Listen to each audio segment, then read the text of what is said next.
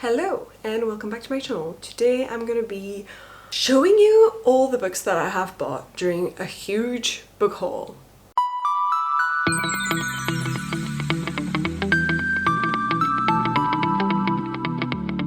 Technically, it's not one huge book haul, it's just that I haven't filmed one of these videos in a while, so it's been a while since I've shown you what I've bought, but trust me, there's a lot of books here. I have a total of 17 books that I have bought since the last time that I have shown any book hauls on this channel. So yeah, to me that sounds like a lot. I'm sure to some people it's nothing. Yeah, so let's start. First book I've got is Carrie by Stephen King. So I've read this book a while ago now, and it's one of the only Stephen Kings I've ever read. I'm not, one of the biggest fans of Stephen King. Not that I dislike him, I just don't particularly read his books that much. But Carrie I have read and I really enjoyed it, and I didn't own it physically, I had read it on my Kindle. So when I found this edition and the fact that there was a few like that, so if I wanted to complete the collection and have the books all look like that, I was so excited and I was like, I need to own it physically. The next book I've got is The Inheritance Games by Jennifer Lynn Barnes. So I read a while ago a series by her called The Naturals. It actually says here, author of the Naturals series, and I really enjoyed it at the time. I thought it was quite well written, just different from a lot of things I've seen. It was basically Criminal Minds but written for a YA audience, so really cool. And The Inheritance Games that she's just published is a story that sounded to me like extremely similar to a lot of K-dramas and Asian dramas in general scenarios. A lot of people have described it as similar to Knives Out, but it just reminded me more of all these Asian dramas. So basically, this one girl inherits suddenly, I think, a fortune or a house or something, but she doesn't know the guy who just died, and she has to go and live in this house where all of his sons or grandsons or something are still living, and very furious that they didn't get the inheritance that she got instead, and don't know why or how he knows her and why the hell she's the one who inherits it.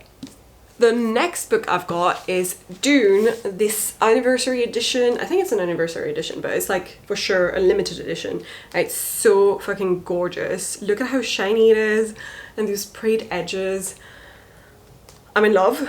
I have not read Dune, but I had planned on, and I still plan on, doing a reading vlog for it a little bit before the movie comes out. But I thought the movie was going to come out this year, but I think it's been delayed to next year, so it might not end up being a book for this year. But I still fully intend on reading it because Dune is a classic of sci-fi. It was written in 1975, I think, and it inspired so many sci-fi works, whether books or movies. And if you think about the sandworm or whatever it's called, it comes from Dune, but it's been used in every sci-fi movie ever. The next book I've got is also a sci-fi book, and it's also massive. It's also a brick. It is To Sleep in a Sea of Stars by Christopher Paolini, who is the author of Aragon. I never read Aragon, but I do know of it because I remember it being like a huge series at the time. So I don't know much about this book, but from what I understand, it's kind of a space opera. You have our main character, Kira, is doing a routine sort of a mission on an uncolonized planet when she finds an alien relic. But something really strange starts happening, apparently, and it's all going on at the same time as war starts happening amongst the stars or something. And I think this is a first contact story, so a story where the character is gonna be for the first time in contact with aliens. I have no idea what else this talks about, but it looks so fucking cool. It is a little bit of a cover buy, but also I just wanted to read a little bit more sci-fi, so it just made sense for me to buy this one when everyone started talking about it. The next book I've got is Who Fears Death by Nnedi Okorafor. So I think this is a book that was first published in 2010, and it is a pure fantasy book, which I don't read much of anymore. I think it's YA fantasy, and epic fantasy at that. but I just was really interested by the summary when I read it, and even though it's not a genre that I really read that much of anymore, I just really wanted to pick it up as soon as I, one, saw the cover, and two, saw the summary of it. So yeah, that's why I bought it. This one tells the story of a woman who wanders the African desert after surviving rape by an enemy general and the annihilation of her village. She hopes to die. Instead, she gives birth to an angry baby girl with hair and skin the color of sand and names her Onye Sonwu, meaning who fears death. Onye is fated for a life of violence, to be an outcast, but she's unusual in ways that go deeper than the tint of her skin. From childhood, she has possessed a remarkable and unique magic. As Onye grows, so do her powers, and with them she comes to know that someone wishes her dead. So I just figured I would read you the summary rather than try and remember what I read and try and rehash it pretty badly. So yeah, this is what that story is. So next I got yet another sci-fi book called The First Sister by Lyndon A. Lewis. So this is definitely a space opera apparently, and it looks quite short for sci-fi. It's 344 pages. I'm not sure whether it is YA or adult. I think it is YA, and it's 100% a cover buy. I'm not gonna lie to you guys. You can see how shiny, how pretty this cover is, and I went out of my way to get the US cover because I just didn't like the UK cover as much. Then I got Middle Game by Shannon Maguire. So I've been wanting to get this since I think the moment it hit the shelves, and I've just waited patiently to, I don't know, for the right moment. I think I was just compelled to buy it mostly because of the cover originally, and then the summary just, I didn't really know what it was about. I just wasn't sure whether I would actually enjoy it, and I haven't read anything else by Shannon Maguire, although I do know that she is a famous author and has written many other books and that a lot of people love her work. So I know that she's quite established, but I just had never read anything else by her. So I was waiting to see, I don't know, the reviews, maybe some people to tell me a little bit more about the story. And now that a couple of people have read it, and that it's, I mean, more than a couple, now that a lot of people have read it and that it's, you know, been reviewed and everything, I just got more and more excited to buy it. And then when my friend got it and said it was great and she loved it and rated it 5 stars, I was like, this is it, I'm buying it. So yeah, finally got this. So all I know about this book is that I think it's got something to do with two twins who are AI entities or like robots or something, I'm not quite sure, and basically were built to be gods, and that's all I know, literally. And I might even be wrong, and maybe when I start reading it I'll be like, wait, that has nothing to do with what I said it was. So we'll see, but this is all I think I know for now. So yeah, I'm pretty excited to get to this, and I also really like the cover. The next book I got is Legendborn by Tracy Dion. Like, the moment I saw A, the cover, and B, the summary, I was so excited. I think it's YA contemporary fantasy or YA urban fantasy, because it does happen in a world, but there's like an underground world of magic happening. So I think it's got something to do with some sort of creatures who are evil, I guess, and some sort of monsters or whatever, and then there's a secret society of so-called Legendborn students who hunt those creatures down. So I think quite a few people have compared it to City of Bones by Cassandra Clare and that series, but it just did not give me the same vibes when I read the summary of this. If anything, it made me think more like Buffy or something, I don't know. I have no idea what exactly to expect, but I think this is going to be quite fun. And I just love stories that have that basic premise of young teenage girl doesn't know anything about magic until suddenly she finds out she's special and has powers. Yep, that's exactly my vibe. That's, you know, something I'm always here for. So yeah, when I saw the summary of this, and I really love the cover as well, I just had to jump on it and buy it immediately. The next book I got is Addie LaRue, as in The Invisible Life of Addie LaRue by V.E. Schwab, and I feel really strange saying it like that. It's just because every single YouTuber that has gotten this book and has talked about it has pronounced it that way. It really should be Addie LaRue, and it's so weird to pronounce it the French way when I know the author isn't French and the character is meant to be French, but anyway. Quick summary if you haven't heard of this one, if you've been living under a rock, because honestly every single person and their uncle has got this book and read it. and I do intend to read it as part of a buddy read with some friends. But basically this tells the story of a young woman called Addie LaRue who makes a deal with some sort of devil, and the deal is to be immortal, I think, but when she does the deal she doesn't realise that one of the clauses to the deal, and the most important one, is that she's going to become invisible to everyone, as in people are going to forget her when they've met her and they just will not remember her existence.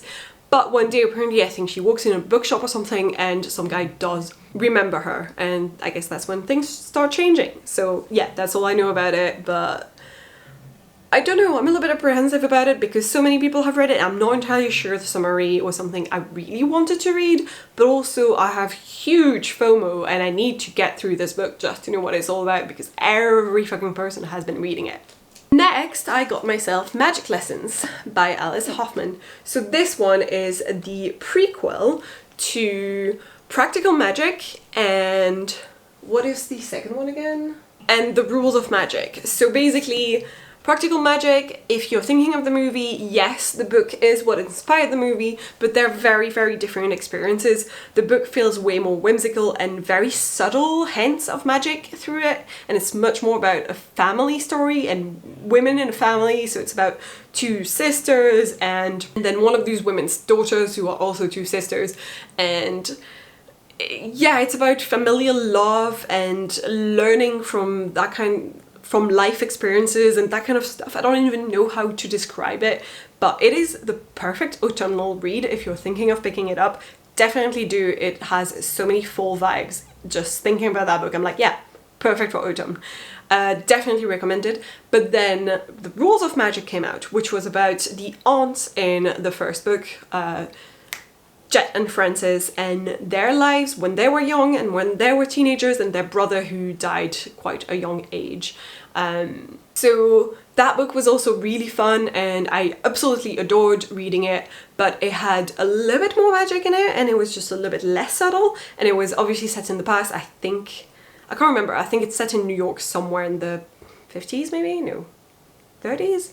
I don't know when it's set, but it is set in the past because it's when the aunts were young. And then this one came out, so if you know anything about the story, basically there's a curse on the Owens family, which is the family of witches that we have been reading about in both The Rules of Magic and Practical Magic, and the curse dates back to their ancestor Maria Owens, who was the very first witch of their family or something, and she basically fell in love with the wrong man when she realized that he was never gonna love her back or something, or when he broke her heart. She decided to put a curse on the women in her family because of her broken heart, and which basically meant that any man that an Owens would marry and love would have to die a tragic death.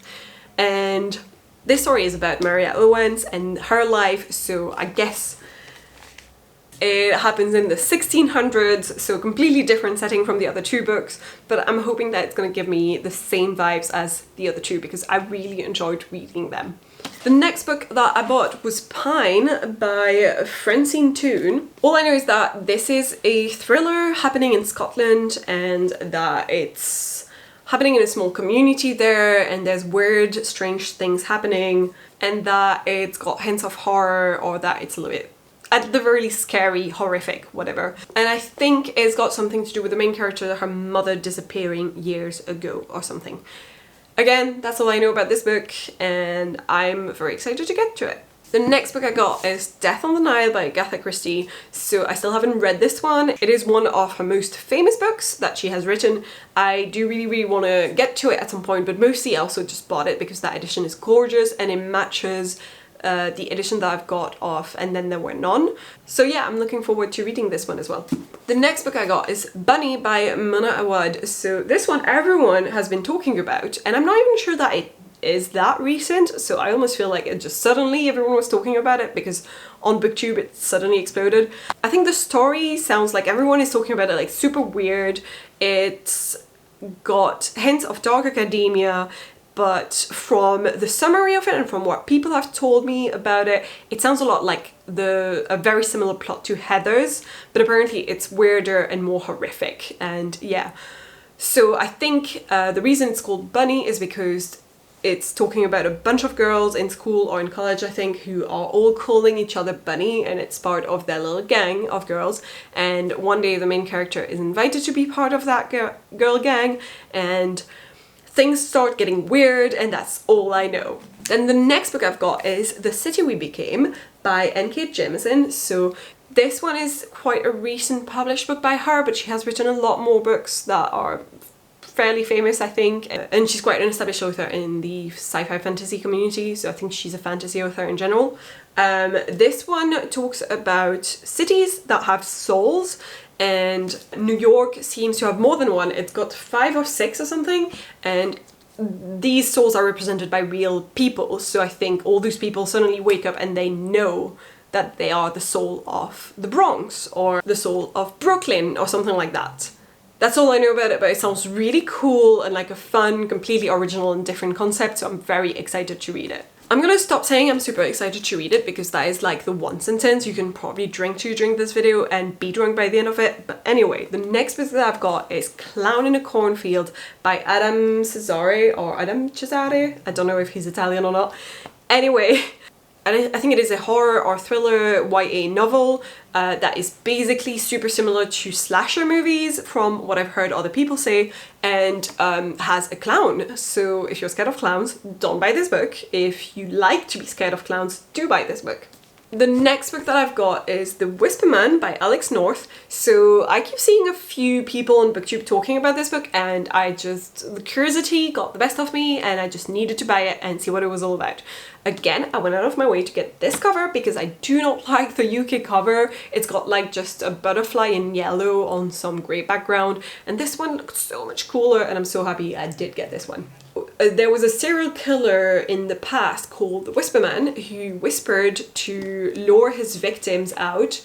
So he whispered at their windows at night, and at some point someone else, a young boy, vanishes, and the new disappearance looks extremely similar to the ones that happened back in the day when that serial killer was active. So our main characters, I guess, the detectives, have to go and visit the Whisper Man in prison and figure out what is going on. So yeah, I feel like this is going to be really good, but I'm a little bit worried because a couple of people have said they didn't like it, but the summary did appeal to me and the cover, and I just wanted more thrillers, so I'm quite excited to read it. Finally, the last book that I've got on this pile is Blackson by Rebecca Roanhorse. So this is a sci-fi novel, and it is a pick for the late night book club, I think for the month of November. And that's the main reason I bought it, because I do want to participate in this. So I'm not quite sure exactly what it talks about, but I do know that it's a sci-fi novel. It's got something to do with, there's a woman, the main character, I guess, who's going to the holy city of Tova, carrying in her ship only one person, which is a man who is blind, scarred, and cloaked in destiny. And yeah, there's nothing else in the summary really to lead me on to know any more about the story. So all I know about this is that, yeah, that's the last book in the pile. God, there are so many books here that I need to read. It's okay, I can get through them. I'm gonna try and stop buying for a little while so that I can get through my piles, and then I will resume buying. That's the plan. So yeah, I think this video is long enough as it is, so I'm gonna stop here. It's not like I have any more books to show. This was enough. So please leave a like if you enjoyed it. Do consider subscribing, maybe putting the bell notification on, all that jazz, and I will see you guys next time.